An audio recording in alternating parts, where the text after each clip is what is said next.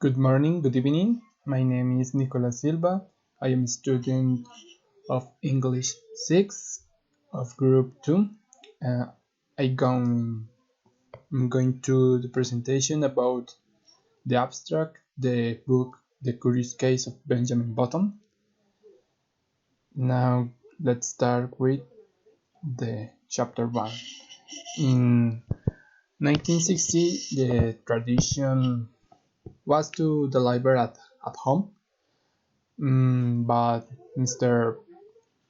and Mrs. Roger Button decided that their baby would be born in a hospital ward. The family Roger Buttons had a good social and economic position in Baltimore due to their family relationships. Mm, Aspect for Mr. Button, he hoped to have a boy, and he wanted to send him to Yale University, where Mr. Button had the nickname Cuff.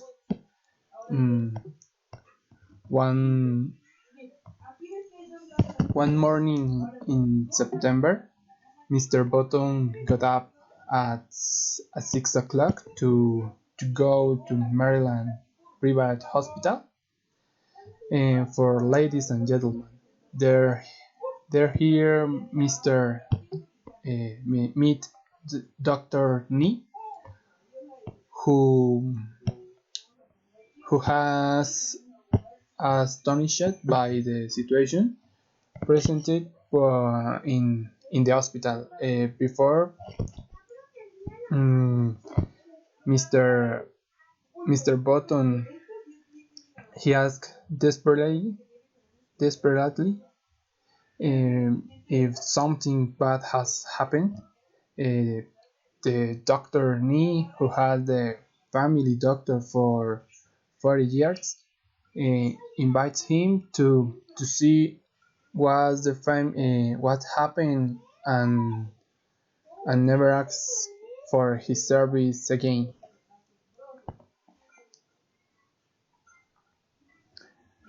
Um, a nurse, terrified of the situation in the hospital, gives direction to Mr. Button to see her son in the crying room.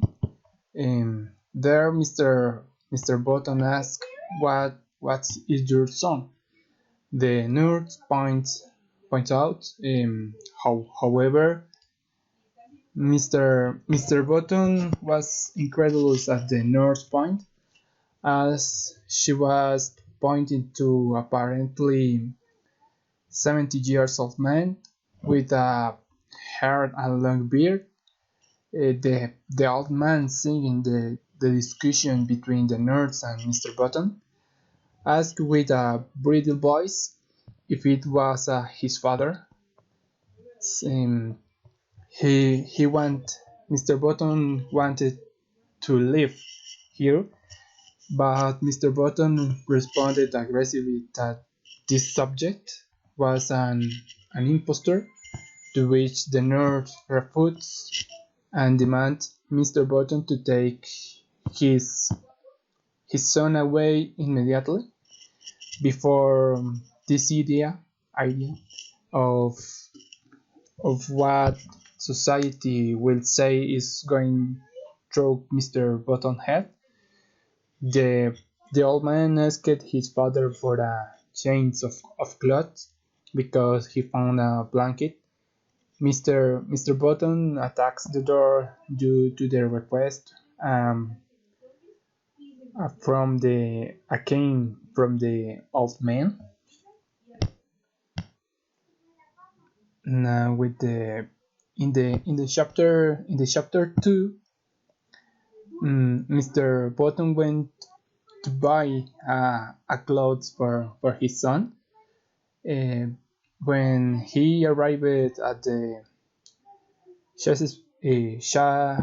Chesapeake Dry Goods Company, he asked to see clothes for a 6-hour old boy, and he didn't consider the size of his son at that time.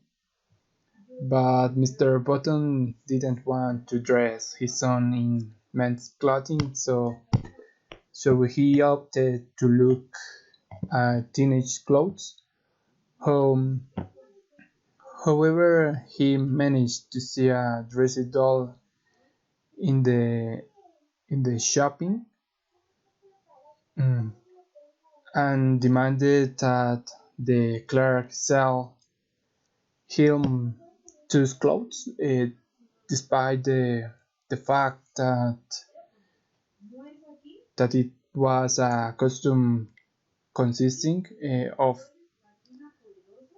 polka dot socks, pink pants, belted blues, and white collar.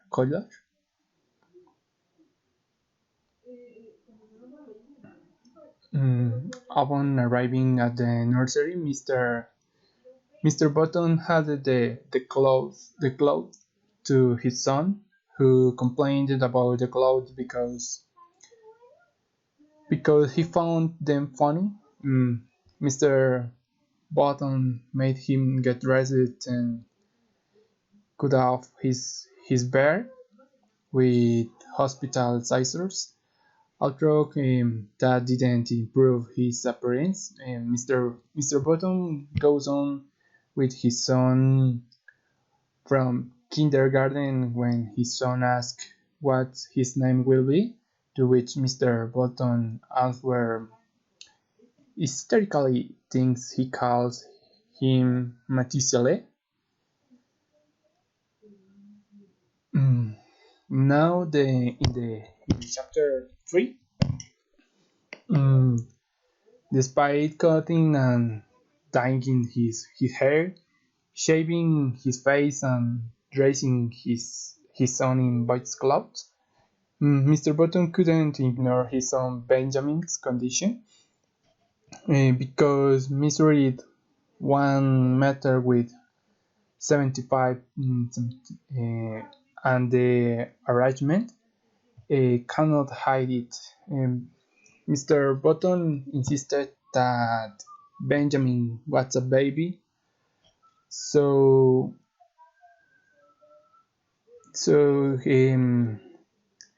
he brought him a rattle and insisted that Benjamin should play uh, with it. Benjamin used it even though it didn't turn him. He preferred to smoke cigarettes, because they relaxed him. One day, Mr. Button found out, but only warned his son that he would stop growing. Mr. Button bought a lot of toys for his son, but Benjamin just wasn't interested. He preferred to read a British encyclopedia. They brought several children to see him. Benjamin spent the whole afternoon trying to get interested in marbles. So he broke a kitchen window by accident. Mr. Button was secretly happy, so Benjamin took it upon himself to break something every day. But so Benjamin and his grandfather began spending time together, something that Benjamin liked very much.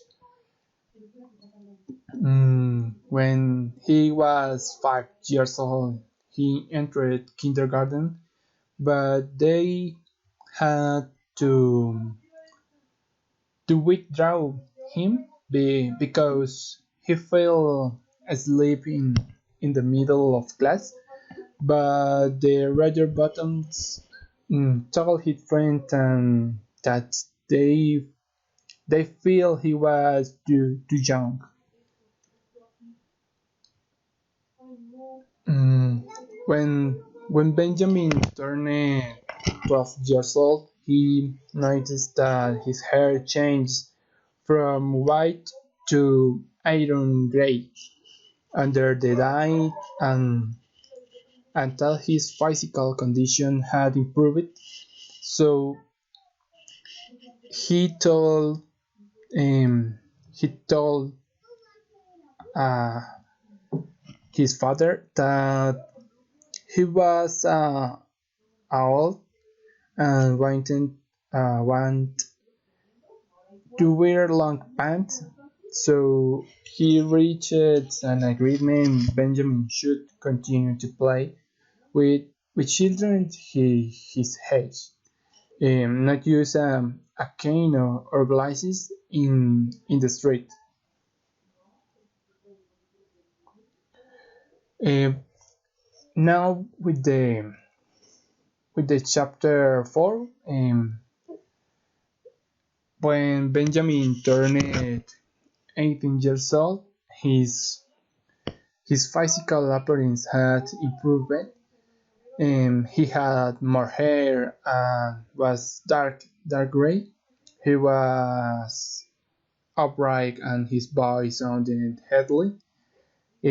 His father sent him to Connecticut, where he passed the jail entrance exams. After his enrollment, Benjamin received notification from Mr. Hart, the university's registrar, to organize his calendar. Benjamin was in a dilemma because his hair needs the brown dye, but when he looked in his desk drawer, he remembered that he had thrown the bottle of dye the day before. Mm, the meeting with the Mr. Hat was in 5 minutes, so he decided go as it was, but upon arrival, the registrar had didn't believe that it was Benjamin. He even confused with his father.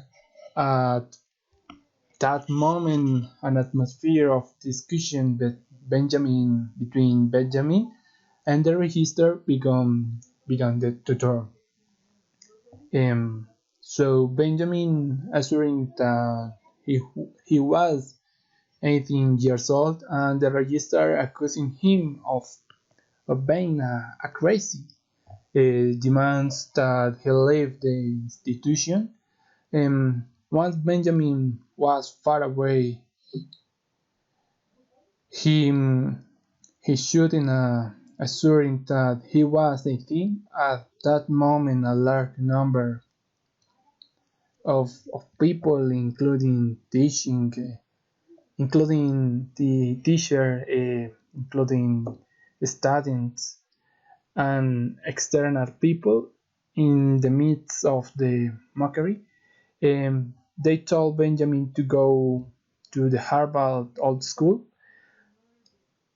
and that is about a joke, and they showed that they could regret what they did, and he could enter Harvard.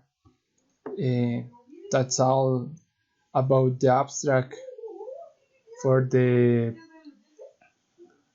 fourth chapters in the book. I hope I hope that this video enjoyed, and I hope that my presentation was very interesting. Thanks for watching. Goodbye.